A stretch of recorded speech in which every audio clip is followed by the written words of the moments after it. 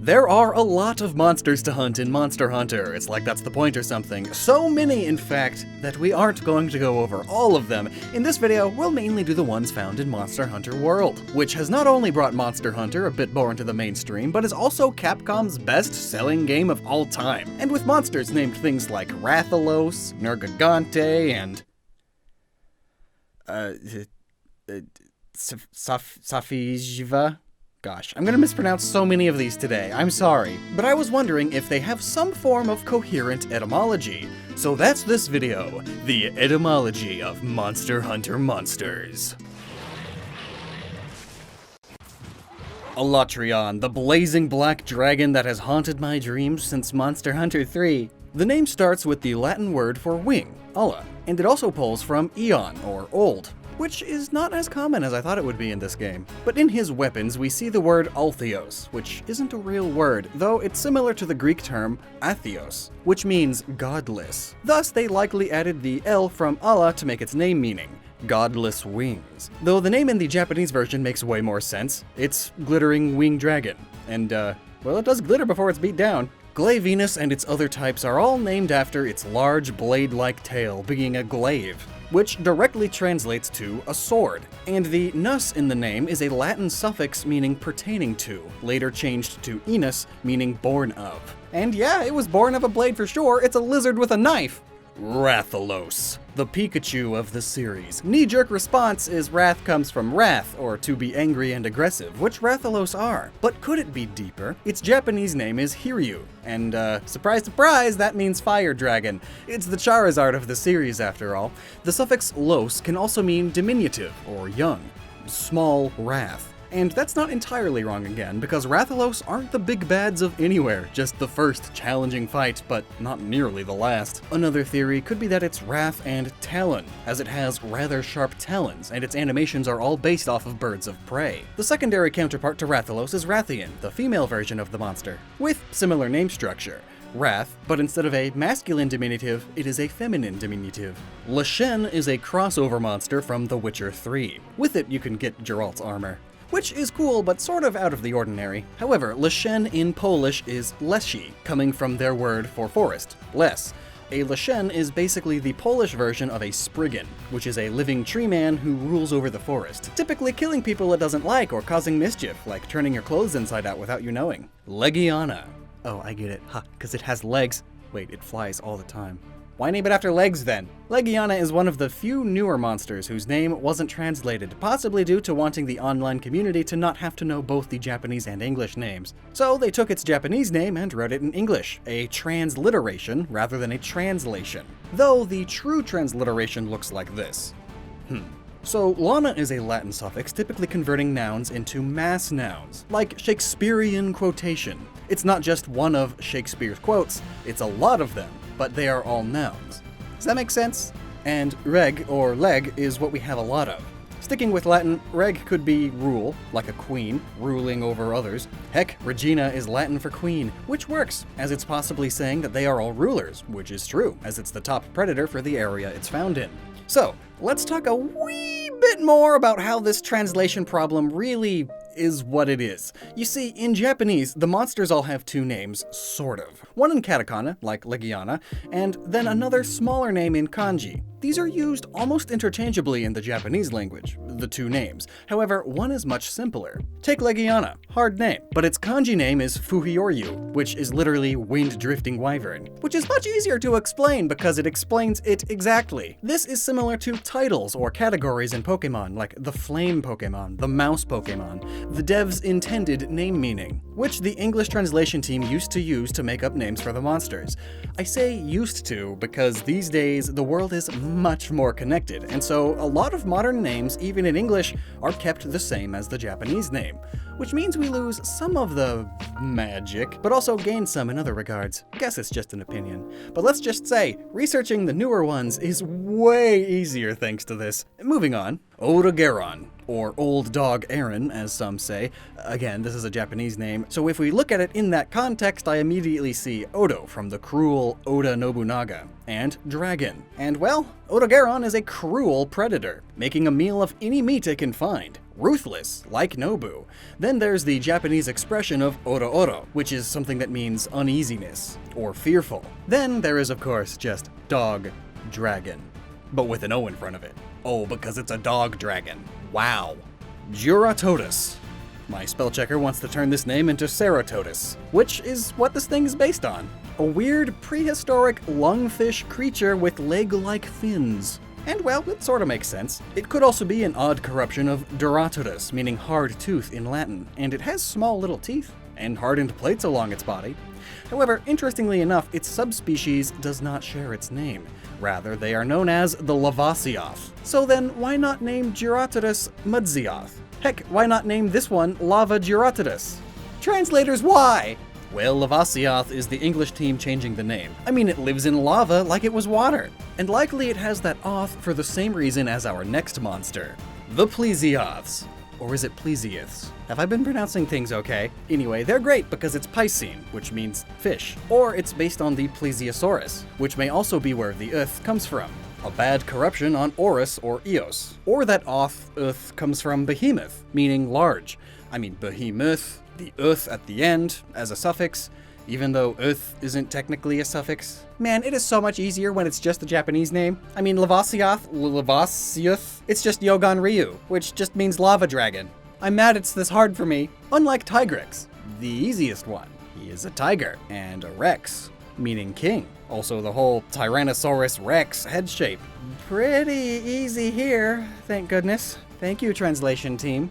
Barroth is a mixture of behemoth, which is rather common in these names. The monsters are big, okay? And barren, tracts of land which are unable to support vegetation. Sand and worthless dirt are his domain after all.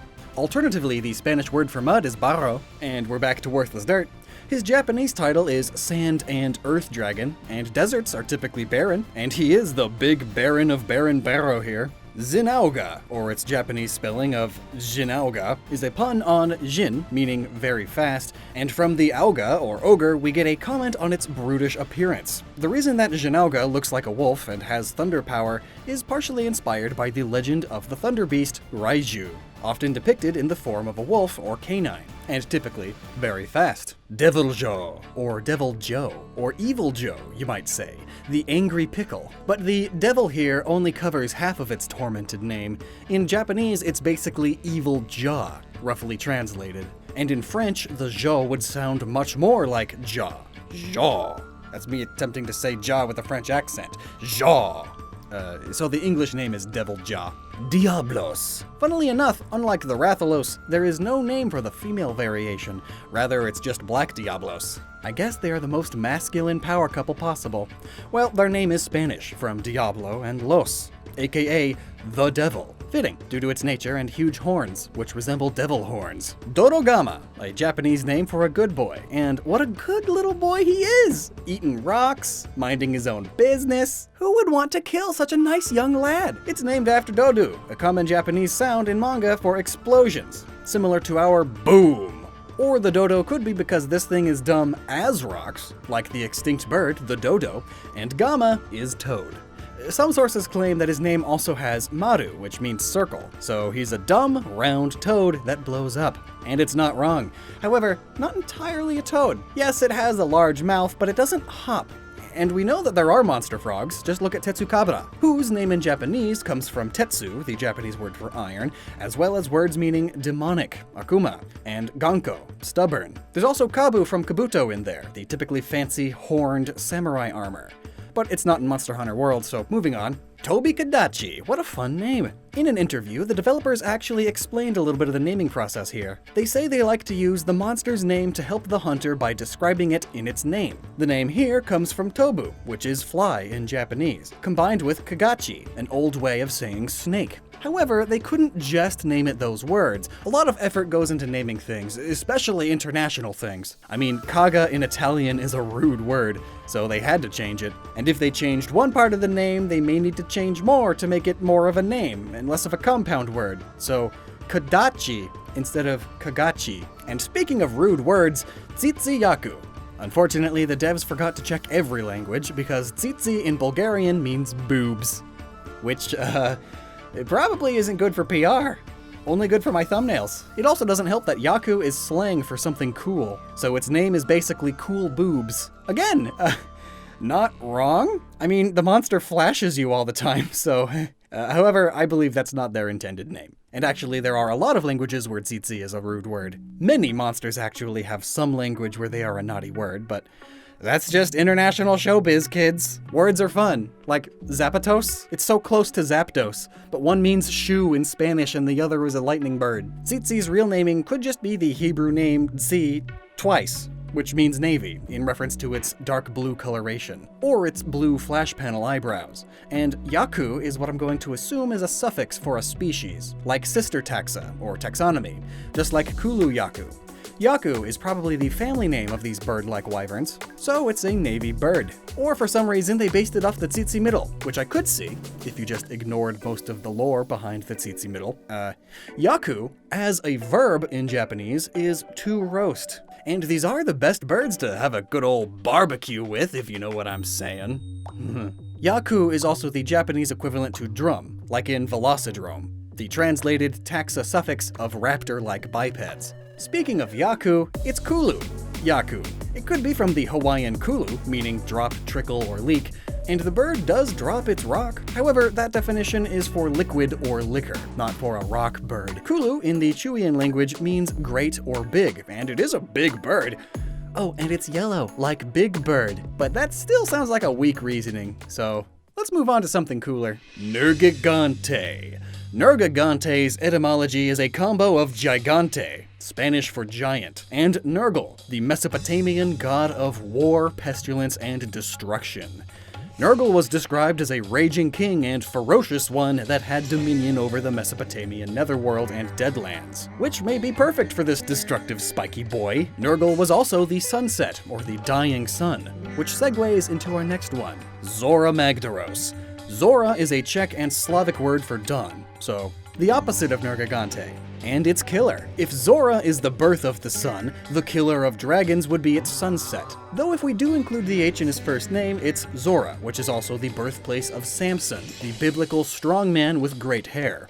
And the first part of Magdaros is a contraction of magma. The Dara of the Japanese name, Magadarausu, may come from darake, meaning covered all over with. So essentially this part of its name is magma covered. Xeno'jiiva is a very straightforward name. Xeno is Greek for foreign, especially used to describe aliens nowadays. And jiva is a living being filled with life force in Hinduism and Jainism. So Xeno'jiiva is literally an alien-like dragon filled with foreign life force. So it's short, simple, concise, but you still wouldn't really know it without some translation.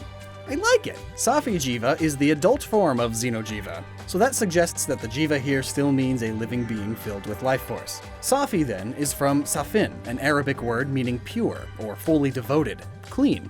The fully devoted life force, adult life force. No longer alien, it is rooted deeply in devotion. Nice name. Bazelgeuse is straight up named after Betelgeuse, aka Alpha Orionis, a distinctly red-hued star in the Hunter Orion constellation, and one of the brightest stars in the sky. Sometimes its brightness kind of changes though. The Z in Basil is unclear, but it could come from bazen in Turkish, meaning sometimes, or now and then, much like how this monster comes in sometimes to ruin your hunt. And by sometimes, I of course mean all the freaking time. It's a pest! Just like Beelzebub, Lord of Flies, which may play a role here too. Oh, and fun fact, the star Betelgeuse is going supernova at any moment. That's why it's flickering and its brightness is constantly changing. Vaal Hazak. Well, the Japanese name, Vaal Hazak, is easier to morph into Valhalla, the Norse hall of dead heroes, and Vaal Hazak is all about dead. I mean, its base of operations is a huge pile of corpses. And the second part of its name is hazard. You know, trying to ward off dangers by hanging the dead and stuff. It's a big hazard, especially for your health. The Vaal of its English name is very similar to Baal, or Baal, one of the 7 demon princes of hell in Dungeons and Dragons.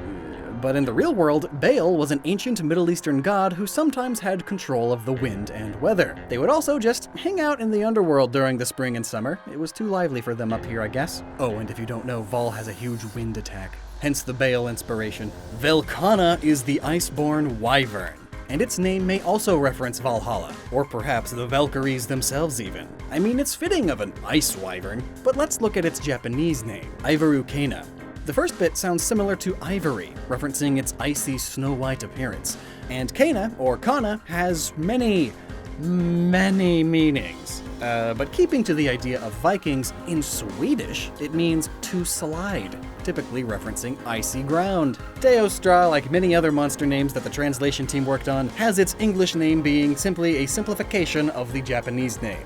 The Japanese name Teo is from the ancient Greek theos, which means God, and Tetsucabra seems to be a Japanese translation of Tzitzi-Ya-Ku, or Teotzitzi-Ya-Ku, the Aztec man in the moon with a difficult name for me to say. Teostra being fiery works well, as that Aztec god had to immolate himself to become a sun, only later to be downgraded to the moon, and have a rabbit thrown at him because he jumped in the fire after the guy who became the sun. Teostra then is supposedly based on the jaguar because of the Aztec connection, but he still looks more like a lion to me. Also, Teostra is an anagram for toaster. Let that sit in for a second. Oh, and a lion eating the sun, alchemy, all that jazz?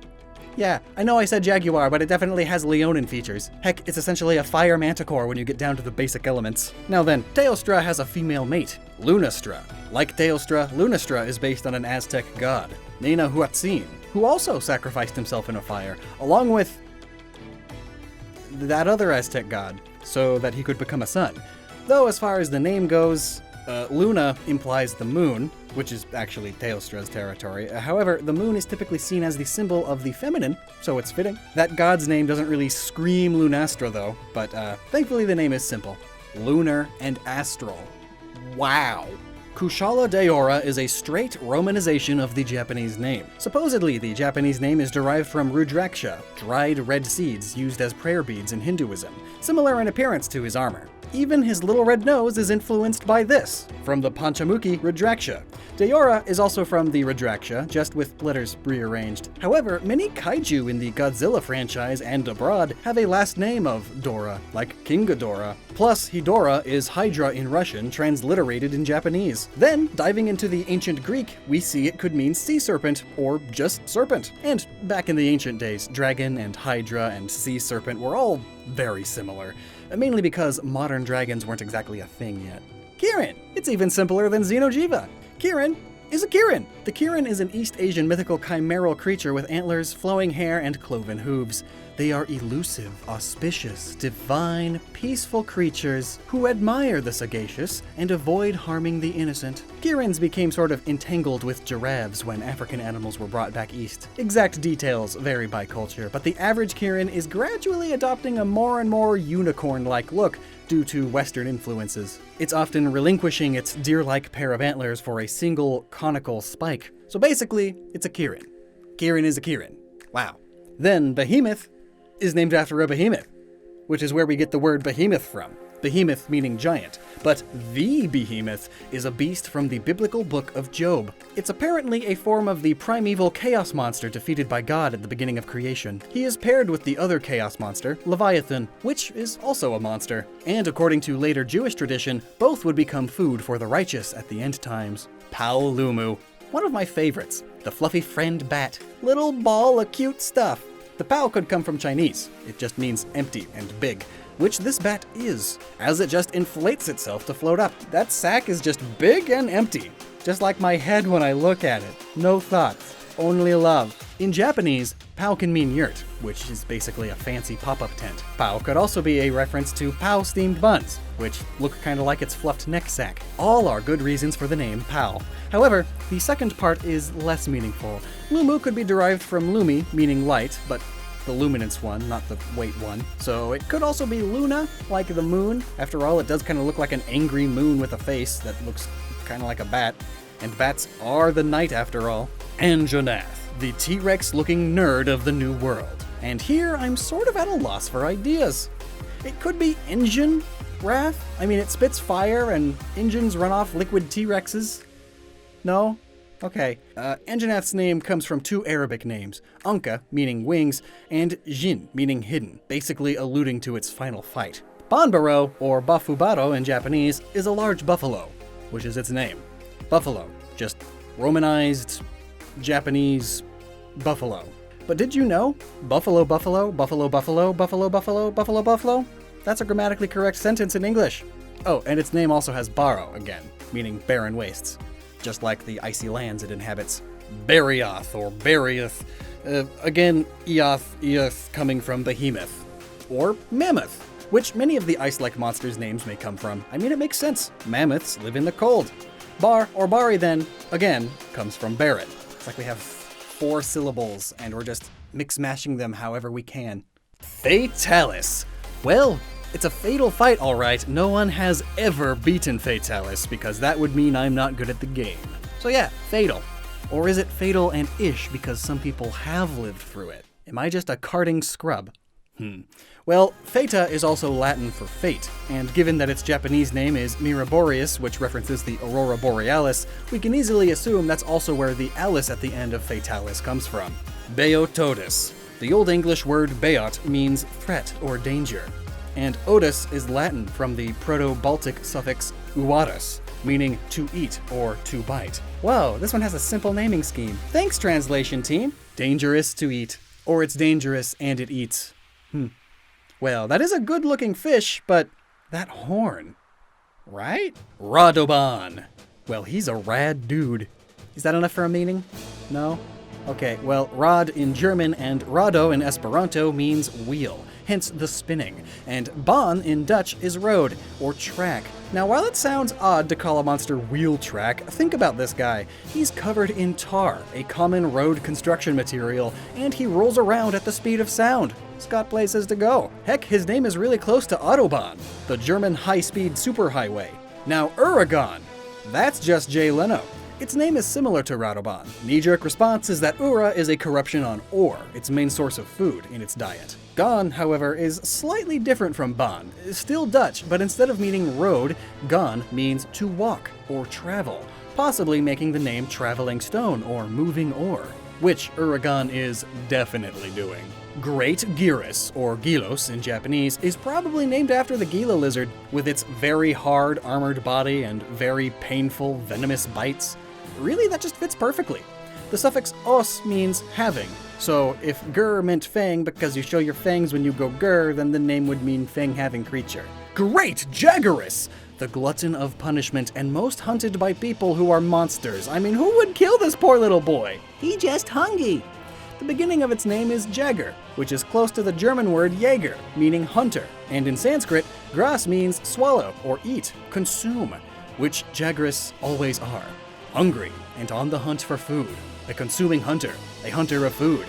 You get the idea. Brachydios is named after brachio, or arms, because of its small arms. You see, the Greek word brachyon means arm, perhaps originally upper arm, literally shorter, from brachis, short. So it means short arm, but its name has a double meaning because it also could be named after bronchial tubes, the connectors in our lungs. This is because Brachydios is a nasty, sneezy monster, covering its small arms in explosive saliva to then just touch you.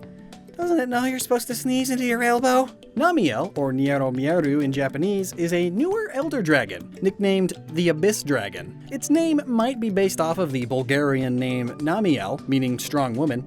However, that's not entirely its name. I think it's based off of the word Niel, which means extreme darkness or without light, which fits our abyssal dark water dragon here too well. The Ami or Namie may be from either ammonites or namibite, a mineral containing bismuth, copper, oxygen, and vanadium. I mean, it kind of looks...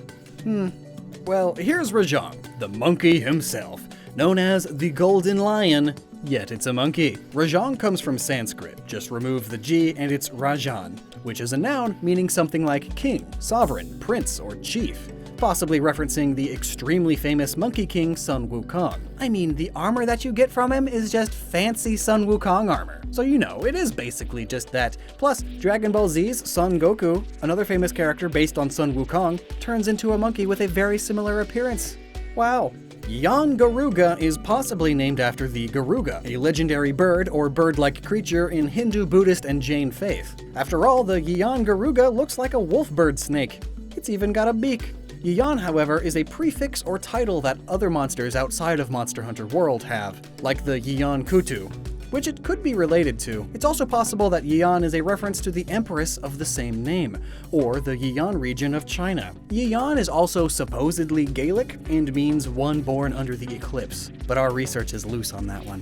Nergigante is one of my favorites. It could also be based on the winged Garuga, however, and I think the C in the middle of the name makes it more mixed with a cougar, maybe a jaguar. I mean, look at all those feline features. So this makes sense. The Nar then could come from night and dark, trying to convey its nightly swiftness. Pukei Pukei! Another naughty word monster. However, the dev's ideas of the name may be less dirty. The name is entirely based off of its poisonous spit. Pukei sounds like puke, meaning to vomit, or the vomit itself. But at the same time, the name kinda makes it sound cute, which it kinda is. So the name Pukei Pukei gets the idea across rather effectively. With Shara Ishvalda, the Ishvalda seems to be a corruption of Ishvala, or Ishvara, a Hindu term meaning lord or god, which is a fitting name. Shara then could be Sara, a Sanskrit word typically meaning iron. So here we have Iron God, or Iron Lord, Lord of Iron. Not a bad name for this monster. I mean, his dumb defense mode is infuriating. Talk about an iron defense. Kolv Taroth. Let's look at the Japanese name. Mamu Taro. It's based off of the devils Mammon and Astaroth. Mammon is why it's covered in gold and wealth. The word itself means evil wealth. Astaroth, then, is the great duke of hell in the first hierarchy, with Beelzebub and Lucifer. He's part of the evil trinity. So it's just a mix of these to make sure you know it's evil. Evil wealth. However, Mamu sounds like mom, so they changed it to Kolv in English, Kolv being derived from Golvig, which means golden drink or gold lady if directly translated from Norse languages. Since Kolv is canonically a female monster, I see no reason why it wouldn't be Golvig. Its last name, Taroth, is very similar to its Japanese name, so likely has the same origins, though perhaps tarot is in there. Typically, tarot is the form of fortune-telling with cards. Combining that with golden drink and evil gold means its name is literally saying that this creature is a fortune. Which of course shares some meaning here. You can get your fortune told, and you can also make a fortune. A ton of money, lots of wealth. And I mean, it's literally the ram with golden fleece. Honestly, this is one of the way cooler examples of Monster Hunter etymology, which is why we ended on it. So, that's all of the names explained from Monster Hunter World, plus DLC. Now, I didn't go over subspecies, and I'm sure you can tell why. They are all pretty self-explanatory. Azure Rathalos, it's blue. Azure is blue in Spanish, and it's just Rathalos again. I'm sure some of the others could be a little trickier, but we'll save this for another video later. Especially if you guys like this one. I mean, there is another Monster Hunter coming out right around the corner. But what other things have a lot of things with seemingly interesting name origins? Let me know down below, as well as if we missed anything. We usually do. And until next time, please check out Noggin.net for some awesome merchandise, and never stop using your noggin.